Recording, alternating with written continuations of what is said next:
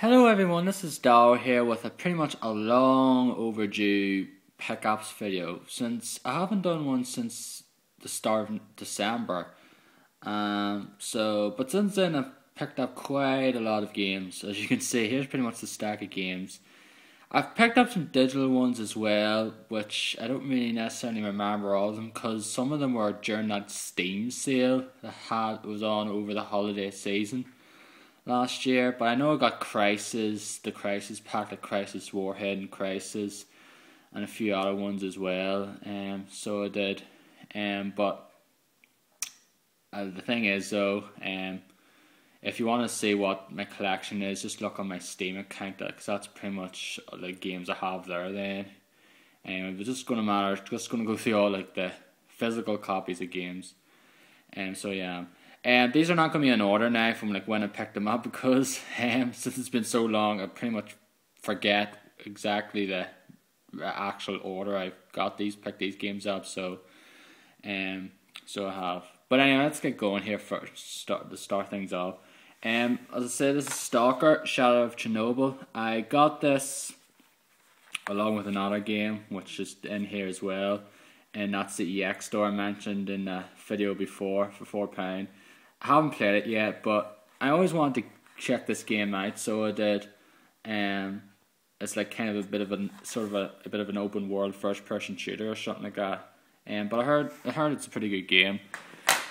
Now this one is pretty recent, as you could say, as it was released last week. I got this Friday night, so I did Killzone 3, and it's basically what I've been playing over the last like several days. It's a great game, so it is. I really like this. The campaign in it thus far is really enjoyable, though, and I just really like the shooting. It just feels so refined, and I think the shooting element in this is sort of, I think it's better than most first person shooters out there, including Call of Duty. It's just something so refined and satisfying when you get a headshot or whatever, rather than like lucky enough to get one in another game or something. I played a bit of the multiplayer though, but I was trying to get a multiplayer with a friend of mine online, but it's pretty hard to do so. Couldn't get into a match. But I know I played the beta and it was good, so I enjoyed the multiplayer in 2, so I'll enjoy the multiplayer in that there as well. This is actually I just picked up today actually. I think the next lot of these games are ones I picked up today. I just got this today. Tonight's Contract that was released last week. I seen footage of this for a while. Sorry about that. I seen footage for this for a while, like over the last few weeks. So I heard about the game before, but I actually didn't know what it was. But then I seen footage of it. I said, looks something along the lines I would like. I traded in a bunch of games for this, so I did. It was £40 in game, but I just traded in a bunch of old 360 games, and I only had to pay another £5 odd towards it then. So I didn't pay full price for this anyway. It looks good anyway from the back. Just kind of looks like my sort of game. I actually got Games Master magazine there today as well, and I know we got 40%. And said it has kind of unforgiving checkpoints, and that you fight bosses, and if you die, you have to fight them all over again. That's not necessarily good, because that's kind of things I hate. But I never know, I might like it though. I don't necessarily tend to agree with Games Master reviews all the time. They tend to be kind of biased, especially towards the Call of Duty series, unfortunately. But you get them with most editors and reviewers anyway. I think that they tend to be biased towards other certain genres and certain games. So they are. But I think I like it. Killer 7. Of course, this is done by Grasshopper, Suda51, who did the excellent No More Heroes series games as well. I rented this like way back when the time it was released, and never played it. I never picked it up. It was just a pretty crazy game though, but I just decided to pick it up there for £4 in the CEX store as well. I got it today as well. Chaos Legion, never played it though, but it looks good though. I always want to try it out, so I did. I don't know exactly what it is, if it's like sort of a hack and slash or some sort of like strategic elements or something towards it now, but It was £2. Why not? I got the next 3 games were all sort of Forgotten Realms games: Baldur's Gate Dark Alliance, Baldur's Gate Dark Alliance 2, which was £8. The other one was £3, and Demon's Stone. So I did.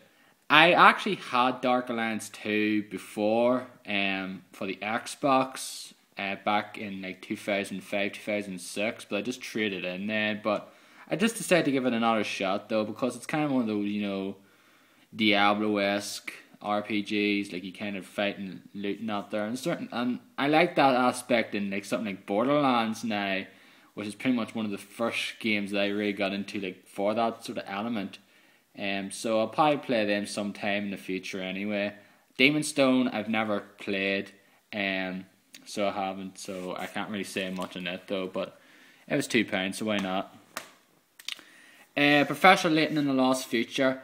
Like pretty recently there, like last month or so, I actually just got back into playing the DS and played through Professor Layton and Pandora's Box. So I did, and therefore I decided to buy this then, because I just really got into playing the Professor Layton games again, and I finished it, and I finished this one, because I pretty much played these a good bit, like pretty much every night at work as well during my breaks. And I'm not like one of those completionist guys that sort of try to look around for all the puzzles and do all the extra puzzles if you do certain things they got there. But I've done most. I only miss out on a few puzzles overall, like the ones you can get in the story mode anyway in this one. But it's a great game. I really did enjoy it though. Brilliant game indeed. I loved it. Next, Togobot Plus, Mysteries of the Karakuri, I think it is, and Sword of Destiny. I got them both at the same time as well.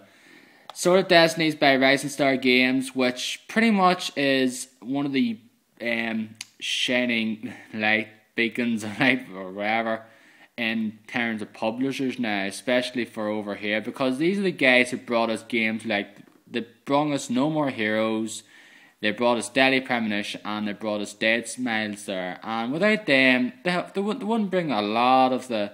Without them, we pretty much probably never see games like that now. It's very nice to see a publisher like them that care about the sort of more obscure, Japanese games or whatever, more obscure games rather than, the big AAA titles.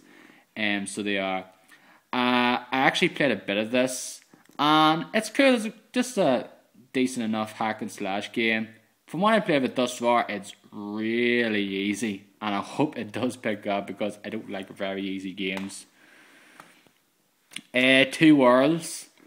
I actually remember playing like the demo of this. I actually remember renting it out as well a while back, and it was decent enough. It was £4. The second one is actually supposed to be out last week, but for some reason it's pretty much non-available anywhere now on online or anywhere apart from downloading.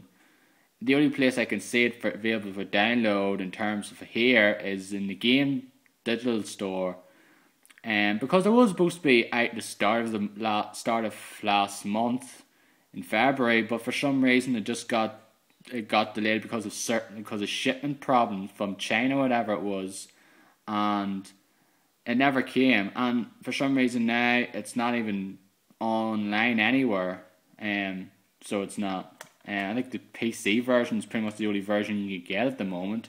It's just a shame. It's £4 as I said, and I've seen it in the CEX store and it's £15 there, so it's pretty much a big difference. The Sly Trilogy. Picked this up there last month, so I did. I have the first two, but don't have the third on the PlayStation 2. So that I did finish the first one before, though I never finished the second. I never played the third actually. But they're really great little kind of action platforming games, pretty much, or action adventure games. They're pretty cool anyway. Really like the first one anyway. So I played some part of the first, a good bit of the first one on this here. It looks nice, looks really clean. Sin and Punishment Successor of the Skies is a game I played through this and finished